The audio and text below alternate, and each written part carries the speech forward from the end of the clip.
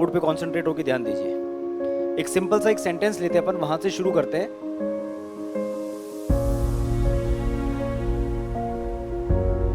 Alok goes to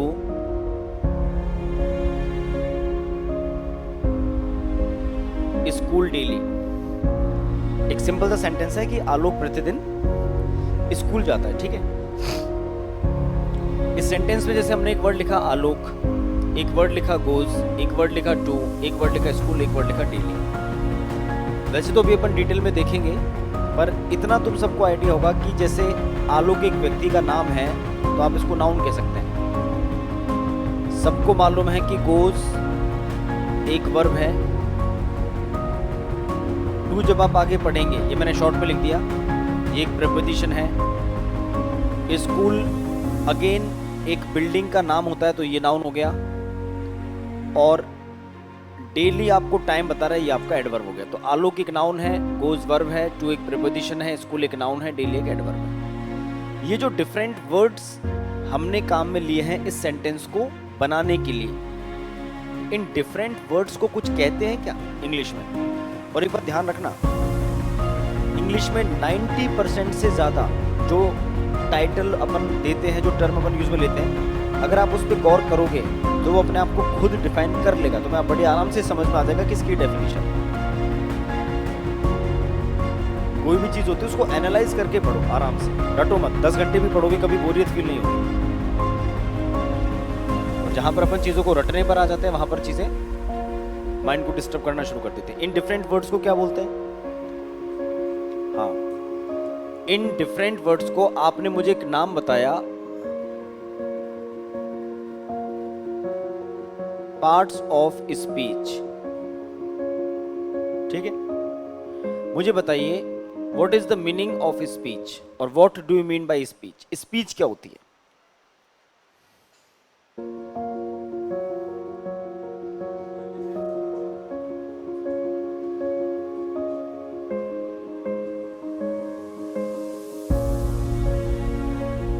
कोई भी sense वाली बात?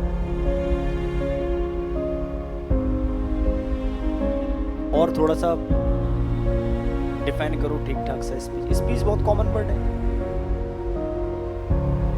जैसे कहीं पर इलेक्शन होने वाले हैं तो बड़े बड़े पॉलिटिशियंस आके जनसभाएं करते हैं, मंच पर खड़े होकर स्पीच नहीं देते हैं। स्पीच जनरली स्पोकन फॉर्म होती है। बड़ी आराम से समझो, आपको दिक्कत नहीं है ना। जनरली स्पोकन फॉर्म होती है। अगर मान लो आप किसी ऐसी जगह पर स्पीच देने जा रहे हैं जहाँ के बारे में आपको कुछ मालूम नहीं है, तो आपका जैसे जो कोई पीए है, तो आपने कहा भाई मेरी आधे घंटे की कोई स्पीच तैयार करो, मेरे को मंच पे जाके बोलना, तो हो सकता है आपको लिख कर दे दे। जनरली मायावती को देखना तो बोलते हुए, मायावती कभी भी सीधा नहीं बोल पाती, वो हमेशा कुछ लेकर आते, उसमें देख देख कर बोलते। कभी मायावती की स्पीच सुनना आप लोग। तो मान लो आपको वो स्पीच कोई लिखित में दे देता है, अब आप मंच पर गए, उसको आपने यहाँ रख लिया, आप देखते जा रहे हैं, बोलते जा रहे हैं। तो कहने का मतलब ये कि स्पीच रिटन भी हो सकती है, लेकिन जनरली होती स्पोकन फॉर्म है। स्पोकन फॉर्म को स्पीच कहते हैं। अब जैसे मान लो मैं आपसे बात कर रहा हूँ, तो ऐसा है कि अगर मैं आपसे आधे घंटे बात करके जाऊँ, तो मैंने जो सेंटेंस बोलना शुरू किया था वो आधे घंटे तक एक ही सेंटेंस चलता रहेगा? ऐसा तो नहीं है। मेरा जैसे एक सेंटेंस कंप्लीट हुआ, मैंने अगला सेंटेंस बोल दिया, फिर मेरा सेंटेंस कंप्लीट हुआ, फिर मैंने अगला सेंटेंस बोल दिया। अब मेरा सेंटेंस पॉजिटिव होगा कि नेगेटिव होगा, इंपेरेटिव होगा, इंट्रोगेटिव होगा, एक्सक्लेमेटरी होगा, वो मेरी मर्जी है। पर मैं एक के बाद एक सेंटेंस जोड़ता जाऊंगा और उससे आपको 15, 20, 25 मिनट की स्पीच दे दूंगा। तो स्पीच एक्चुअल में है क्या? कि हम एक के बाद एक सेंटेंसेस ही तो काम में ले रहे हैं। तो स्पीच में हमने बहुत सारे सेंटेंस काम में ले लिए, और सेंटेंस में हमने क्या करा, हमने एक नाउन लगा लिया। मान लो मुझे बार बार अगर आलोक शब्द काम में नहीं लेना है, आलोक नाउन काम में नहीं लेना है, तो मैंने आलोक की जगह पर प्रोनाउन ही लगा लिया। तो मैं सेंटेंस में क्या करूंगा, कोई नाउन लगाऊंगा। नाउन नहीं लगाऊंगा तो उसकी जगह प्रोनाउन यूज कर लूंगा, कोई वर्ब यूज कर लूंगा, कोई प्रीपोजिशन यूज कर लूंगा, कोई एडवर्ब यूज कर लूंगा, ये करूंगा।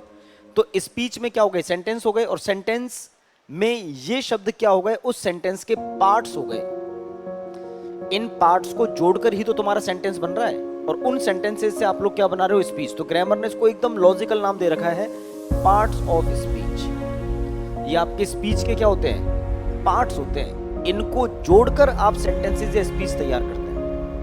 अब कंडीशन ये है कि we use different types of words in a language, and these different words are known as parts of speech. but you will have to put them in a particular order to convey our meaning in a proper way. ये जो different words आप काम में लेते हो, in different words को एक निश्चित क्रम में यूज करना पड़ता है। आप अनाप शनाप तरीके से उसमें नहीं ले सकते। अगर यही सेंटेंस हिंदी में होता तो क्या बोलते? मुझे तो बस इतना बताओ कि तुम्हारे सेंटेंस की वर्ब कहां पे आती है। तुमको रॉकेट साइंस थोड़े ना पूछ रहा हूं तुम लोगों से। इस सेंटेंस को हिंदी में बोलो कि आलोक प्रतिदिन स्कूल जाता है, तो जाता है कहां बोल रहे हैं? सेंटेंस के लास्ट में बोल रहे हैं। अगर यही सेंटेंस हिंदी में होता तो आपकी क्रिया सेंटेंस के लास्ट में होती, at the end of the sentence. English में क्रिया कहां पर है? सब्जेक्ट के जस्ट बाद। अब तुम बोलोगे साहब इंग्लिश में गोज या जो वर्ब है वो सब्जेक्ट के जस्ट बाद में, तो मैं तो हिंदी में यही लगाऊंगा, आलोक जाता है स्कूल प्रतिदिन। तो हिंदी में अजीब नहीं लगेगा बोलना? और चूंकि हिंदी में वर्ब कहां पे आती है? सेंटेंस के लास्ट में। आलोक प्रतिदिन स्कूल जाता है, तो तुम बोलो नहीं मैं तो इंग्लिश में गोज लास्ट में लगाऊंगा, तो यहाँ गड़बड़ हो जाएगी। तो हर लैंग्वेज का अपना एक क्रम है। हिंदी कहती है कि साहब हमारी क्रिया सेंटेंस के लास्ट में आती है, इंग्लिश कहती है कि हमारी क्रिया सब्जेक्ट के जस्ट बाद में आ जाती है। तो आप ये जो डिफरेंट वर्ड्स काम में लेते हैं, we use different types of words and we put them in a particular order. हमें उन्हें पर्टिकुलर ऑर्डर में रखना पड़ता है ताकि हम अपने मीनिंग को एक सिस्टमेटिक तरीके से कन्वे कर सकते हैं। और ये डिफरेंट वर्ड्स क्या कहलाते हैं? Parts of speech. इंग्लिश में पार्ट्स ऑफ स्पीच कितने होते हैं?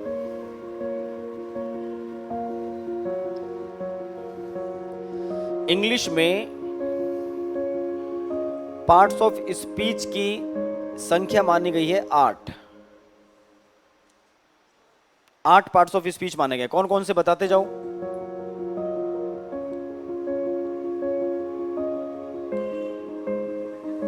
नाउन्स हैं, प्रोनाउंस हैं, बिल्कुल, एडजेक्टिव्स हैं, वर्ब्स, ये मैंने शॉर्ट में लिख दिया, एडवर्ब्स, प्रीपोजिशंस,